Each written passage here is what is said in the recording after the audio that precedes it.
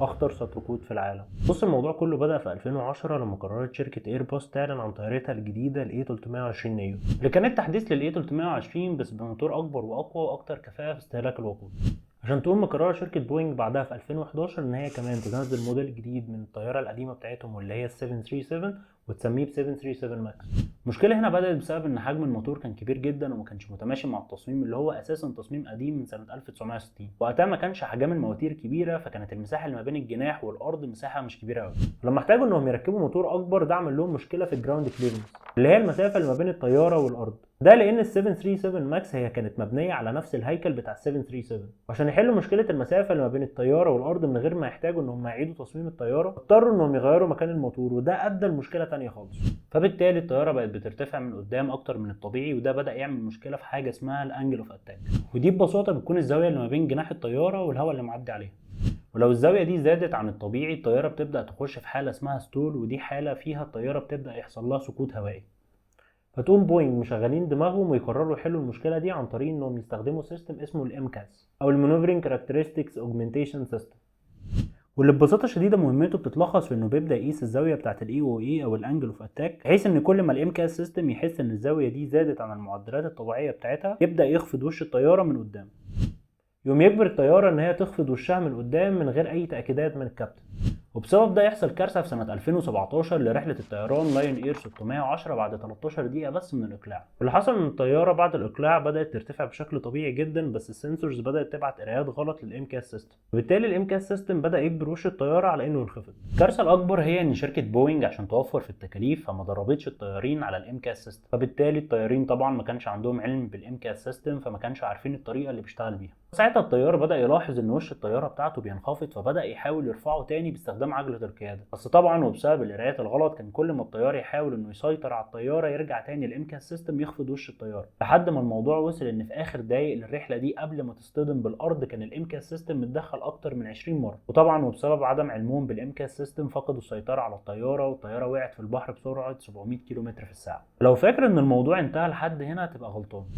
هيتكرر الموضوع تاني مع رحلة الطيران اثيوبيان ايرلاينز 302 اللي كانت متوجهة من اديس ابابا لكينيا، وبرضه الامكاس سيستم بدأ يقرا بيانات غلط وينزل وش الطيارة، والطيارين بدأوا يقاوموا، بس المرة دي بقى كانوا بالفعل على علم بالامكاس سيستم بسبب الحادثة اللي فاتت. بسرعة حاولوا انهم يفصلوا الكهرباء عن التريم سيستم، وفعلا قدروا انهم يعملوا ده، بس للاسف وبسبب سرعة الطيارة وظروف الطيران الصعبة ما قدروش ان هم يتحكموا في الطيارة، وده ادى ان الطيارة تصطدم بالارض على سرعة 900 كيلومتر في الساعة ويموت اكتر من 157 شخص. وبالرغم من كارثية القصص اللي انا قلتها لك الا ان ممكن يجي في بالك سؤال، ان ازاي شركة بضخامة شركة بوينج تعمل موديل زي 737 ماكس واللي اقل ما يقال عليه انه يمان؟ عادي جدا على فكرة، انت كمان ممكن تكون بتعمل مصايب كتير في شغلك. خليني اوضح لك اكتر. بج هو اسلوب غير متوقع او غير مرغوب فيه بيظهر نتيجه خطا في الكود او في المنطق او حتى في التصميم. فاحب اقول لك انك لو كنت متخيل ان الباج هي ان يطلع لك ايرور بالاحمر عشان نسيت تعمل امبورت الباكج معينه، فتسمح لي اقول لك انك ساذج. وعشان تعرف تكتب كود قوي ما يحطكش في يوم من الايام في موقف وحش زي اللي حصل الفتره اللي فاتت دي مع منصه الجمالتك، في شويه نقط اساسيه لازم تكون واخد بالك منها. واول نقطه معانا وهي نقطه البيزنس ريكويرمنتس، لان ببساطه ازاي هتبدا في شيء من غير ما تكون فاهم البيزنس سكوب بتاعه.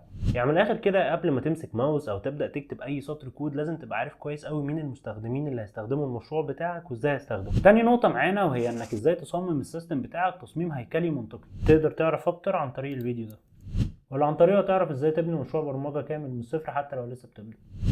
وتالت نقطة انك تكتب كلين كود، تفهم عن مفاهيم زي DRY او دراي واللي هي اختصار ل Don't Repeat Yourself. يعني من الاخر كده ان الكود بتاعك يبقى شارح نفسه بنفسه. وافتكر ان دي من اول النصايح اللي اتقالت لي وفرقت معايا كتير جدا وسهلت عليا كتير قوي في مجال البرمجة، ان لو انت شغال على مشروع بقالك فترة وبعدين سبته ورجعت له تاني هترجع تاني مش فاكر اي حاجة في المشروع ده. فلو انت كنت مستخدم اسامي للفاريبلز او للفانكشنز بتدل على الوظيفه اللي الفانكشن بتعملها او لللوجيك اللي جوه الفانكشن دي وكاتب دوكيومنتيشن مظبوطه للكود بتاعك، ساعتها لما تيجي ترجع تشتغل على مشروع تاني هتقدر بسهوله تستكمل الشغل بتاعك. اما بقى عن مفهوم زي دونت ريبيت يور سيلف فده باختصار شديد بيقوم على انك لو عندك لوجيك او جزء من الكود جوه الفانكشن بتاعتك او الكلاس بتاعك وبتعيد استخدامه اكتر من مره جوه الفانكشن دي او الكلاس ده، تقدر بسهوله تفصل اللوجيك ده او جزء الكود ده في فانكشن مختلفه، وكل ما تحتاج تستخدمه تاني جوه الكود بتاعك هيبقى كل اللي عليك انك بس تعمل كول او تنادي الفانكشن دي جوه الكود بتاعك. حاول دايما ان كود المشروع بتاعك يبقى فيه separation of concern، يعني كل جزء في الكود او كل فانكشن تبقى بتقوم بمهمه معينه محدده اسم الفانكشن دي بتدل عليها فقط. وحاول دايما تقسم المشروع بتاعك لفايلات، وكل فايل يكون عدد الاسطر اللي جواه مش كبير قوي. كل ما الفايل عدد الاسطر بتاعت الكود جواه يكتر تبدا تقسمه لفايل تاني وهكذا، علشان على قد ما تقدر تفضل محافظ ان الكود بتاع المشروع بتاعك يفضل مانجبل. وتالت حاجه معانا وهي الديفنسيف بروجرامينج، يعني من الاخر كده تشتغل على كود المشروع بتاعك كأن اللي هيستخدمه او اللي هيجي يكمل الشغل بعدك هو شخص لا يفقه شيء عن اي شيء. تبقى عامل حسابك لكل حاجه جوه الكود، سواء ايرور هاندلنج او حتى فيل باك للوجيك. يعني على سبيل المثال لو المشروع اللي انت شغال عليه بيعتمد على داتا معينه وارد ان اليوزر بتاعك ما يدخلهاش او ان هي ما تكونش موجوده عندك في الداتابيز، تقدر بسهوله تعمل فيل باك للوجيك ده عن طريق انك تخلي الكود بتاعك يكومينيكيت مع ثيرد بارتي او اكسترنال اي بي اي يفتش منها الداتا دي، او انك تظهر لليوزر بتاعك ان جزء المعلومات ده ناقص وتتيح له انه يدخلها بنفسه. ورابع حاجه معانا وهي security practice. اولا لازم دايما تتاكد انك بتستخدم لايبريز او فريم وركس ما يكونش ليها سي في ايز. حاول دايما ما يكونش عندك في الكود لايبرري قديمه او بقت اوت اوف ديت، لان غالبا هيكون ليها سي في اي. وعلى قد ما تقدر قوي الباك جراوند بتاعتك او خلفيتك عن الهاكينج تكنيكس، لان مش معنى انك ديفلوبر يبقى بالنسبه لك مجال السايبر سيكيورتي هو مجال مبهم وانت ما عندكش اي خلفيه عنه، ان في الاخر كل المجالات دي بتندرج تحت علوم السوفت وير انجينيرنج. ومن الاخر المجالات دي كلها بتكمل بعضها.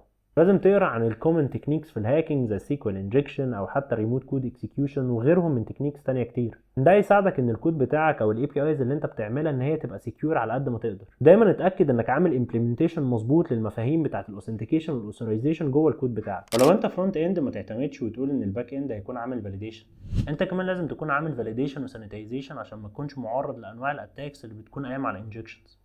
وتاكد دايما انك تستخدم الانفايرمنت فاريبلز، واوعى تكتب اي اي بي اي كي لاي اي بي اي ثانيه انت بتستخدمها جوه الكود بتاعك. لو فاكر ان هي حاجه بديهيه وانك عمرك ما هتنساها،